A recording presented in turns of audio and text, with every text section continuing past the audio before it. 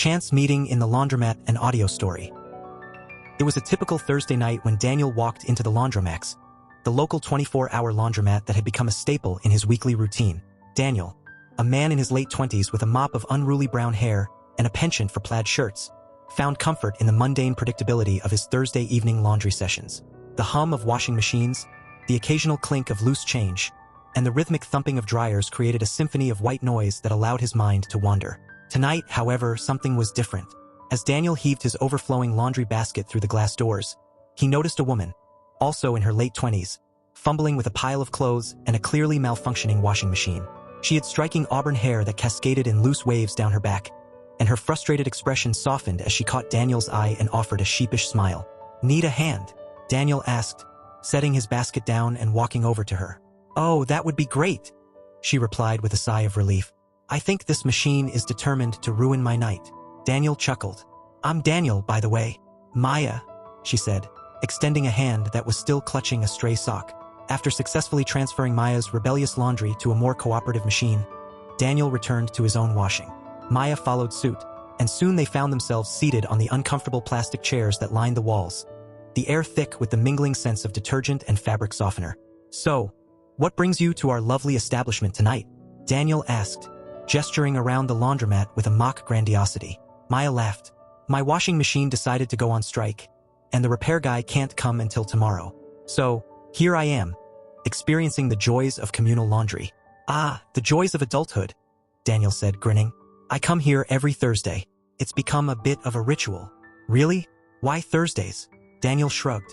"No particular reason. I guess it's just a good way to wind down the week. Plus, it's usually pretty quiet here." "Well, I hope I'm not disrupting your peace," Maya said with a playful smile.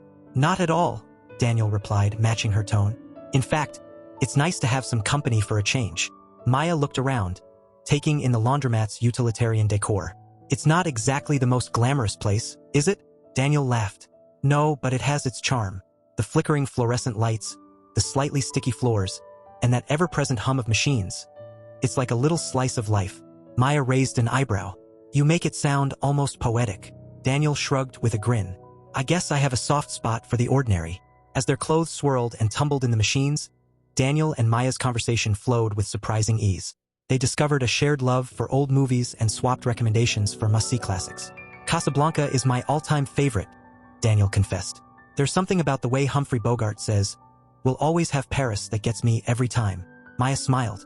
"That's a good one. But for me, it's Roman Holiday. Audrey Hepburn and Gregory Peck are just perfect together. And that scene at the Mouth of Truth, iconic." "Absolutely," Daniel agreed. "Do you watch a lot of old movies?" "I do," Maya said, her eyes lighting up. "There's something timeless about them. They capture emotions in such a raw, genuine way." They moved on to books, each revealing their preferred genres and favorite authors. Daniel was a fan of sci-fi and had a soft spot for the works of Isaac Asimov, while Maya adored historical fiction and was currently engrossed in a novel by Philippa Gregory. "Have you ever read The Time Traveler's Wife?" Daniel asked. Maya's eyes lit up. "Yes, it's one of my favorites. Such a beautiful, heartbreaking story." "I know, right?" Daniel said. "The way it blends romance and science fiction is just brilliant. I think I've read it 3 times. "Same here," Maya replied.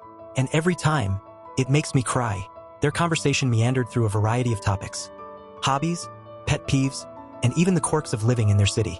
Daniel learned that Maya was an avid baker who could whip up the best chocolate chip cookies he'd ever tasted, while Maya discovered that Daniel had a knack for playing the guitar, though he sheepishly admitted he wasn't very good at it.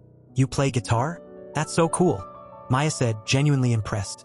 "Well, I try to," Daniel said modestly. "I'm not exactly Jimi Hendrix, but I enjoy it. It's a good way to unwind." "I bet you're better than you think," Maya encouraged. "Maybe you could play something for me sometime." Daniel laughed. "We'll see about that. What about you? Do you have any hidden talents?" Maya thought for a moment. "I guess baking is my thing. I love experimenting with new recipes and making up my own. There's something so satisfying about creating something delicious from scratch." "That sounds amazing," Daniel said. "I might have to take you up on those cookies you mentioned." Maya grinned. "Deal. I'll bring some next time I see you." As the night wore on, the initial awkwardness dissolved entirely, replaced by a comfortable familiarity. They began sharing more personal stories, though still avoiding direct details about their lives outside the laundromat. "I used to be terrified of dogs," Maya confessed, laughing at the memory. When I was little, a neighbor's dog chased me up a tree, and I refused to come down until my dad came home from work to rescue me. Wow, that must have been some dog, Daniel said, chuckling. I had a similar experience, but with a goose. Those things are surprisingly aggressive. Maya laughed. I can imagine. So, do you have any pets now? Daniel shook his head. No pets. My apartment is too small, but I've always wanted a dog, maybe a golden retriever. They seem like they'd be great company. Golden retrievers are the best, Maya agreed. They're so friendly and loyal. Their conversation touched on dreams and aspirations. Maya revealed her dream of opening her own bakery someday, a cozy little place filled with the smell of fresh bread and pastries. Daniel, on the other hand, spoke of his desire to travel the world, to see places he'd only read about in books. Maybe I'll visit your bakery someday, Daniel said, smiling, when I'm back from my travels. And maybe I'll send you cookies from wherever you are, Maya replied with a grin. At some point, their conversation hit a minor bump. It was over something trivial, Daniel's opinion on a movie Maya loved. I just didn't get the hype around La La Land, Daniel said, shaking his head. The ending was just so disappointing. Maya looked at him in mock horror. Are you kidding? That's what made it so real. Life doesn't always give you the perfect ending. I guess, Daniel said a little defensively.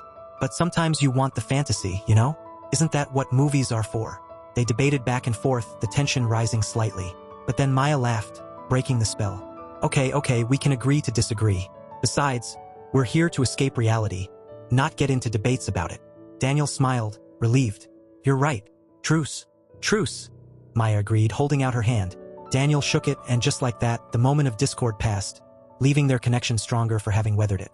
With the minor conflict behind them, Daniel and Maya found themselves in a more reflective mood.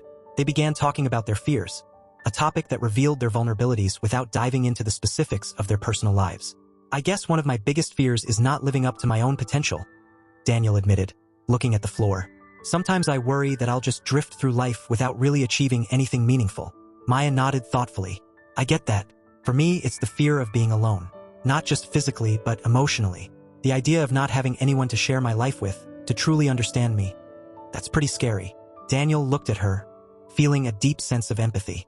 Yeah, loneliness can be tough, but I think everyone feels that way at times. It's part of being human. Maya smiled softly. True. And talking about it makes it a little less scary. Doesn't it? Definitely, Daniel agreed, appreciating the honesty and the growing sense of trust between them. As their conversation naturally shifted, they began discussing their hopes and dreams. It was a way to balance the earlier discussion of their fears, adding a hopeful note to their deepening connection. I've always wanted to learn to play the piano, Maya said, her eyes sparkling. Not just play, but really master it. There's something about the sound of a piano that feels like it can express every emotion. That sounds amazing, Daniel said. I've always admired musicians. My dream is a bit more adventurous. I want to travel to as many countries as I can, experience different cultures, and maybe even write about my travels. Maya nodded, clearly interested. Writing sounds like such a freeing experience. I imagine it would be like capturing pieces of your soul in words. Exactly, Daniel agreed.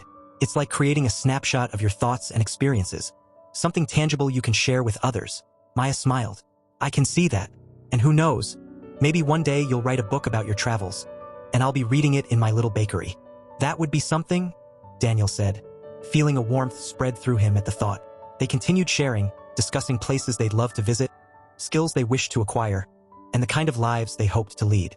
It was a conversation that felt intimate and revealing without needing to delve into their everyday realities. The night wore on, the laundromat slowly emptying as the clock ticked past midnight.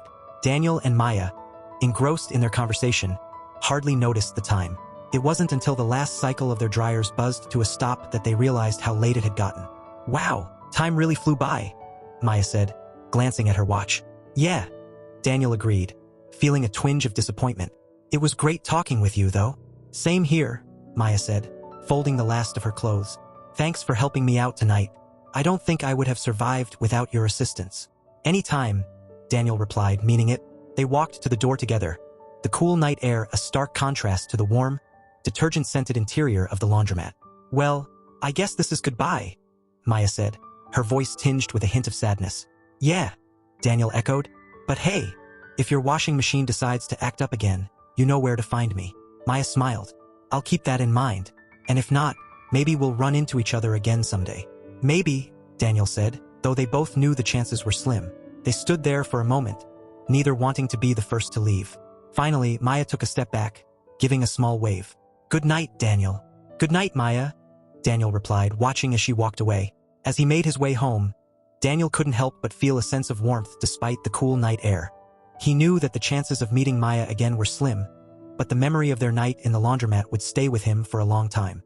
And who knows, maybe fate had a way of bringing people together in the most unexpected places.